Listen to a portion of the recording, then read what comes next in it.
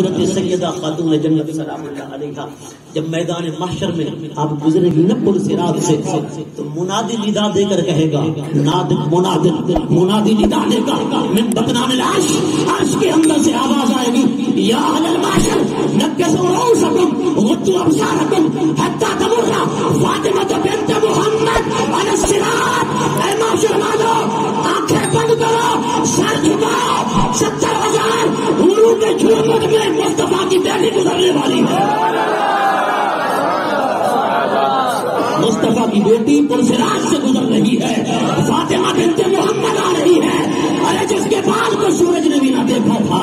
اے معاشر والو سر بھی جھکاؤ، آنکھیں بھی جھکاؤ، تب تک جھکائے رکھو جب تک مصطفیٰ کی لاڈلی گزر نہ جائے، مصطفیٰ کی شہزادی گزر نہ جائے، شہزادی سرور کونین پل صراط کو عبور نہ کر لے، تب تک اپنے سر بھی جھکا کے رکھو، اپنی آنکھیں بھی جھکا کے رکھو۔ یہ آرڈر ہو جائے گا، یہ حکم جاری ہو جائے گا رب کی طرف سے۔ یہ ہے شان سیدہ فاطمہ الزہرا۔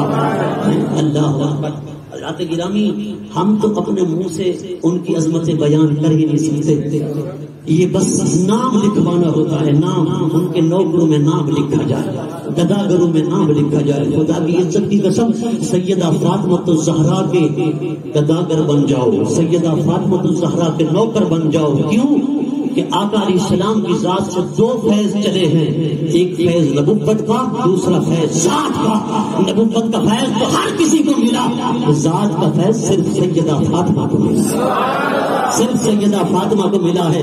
فرمایا یہ وہ سخی دروازہ ہے، جب بھی یہاں آؤ گے، جس وقت بھی آؤ گے، خالی ہاتھ نہیں لوٹو گے، خالی جھولی نہیں لوٹو گے، جھولیاں بھر کر جاؤ گے۔ 2 دروازے ایسے ہیں جہاں سے کبھی نہ نہیں ہوتی۔ علماء فرماتے ہیں ایک دروازہ در زہرا ہے، دوسرا دروازہ در رسول ہے۔ فرمایا جب بھی آیا خالی ہاتھ نہیں گیا، جھولی بھر کر گیا۔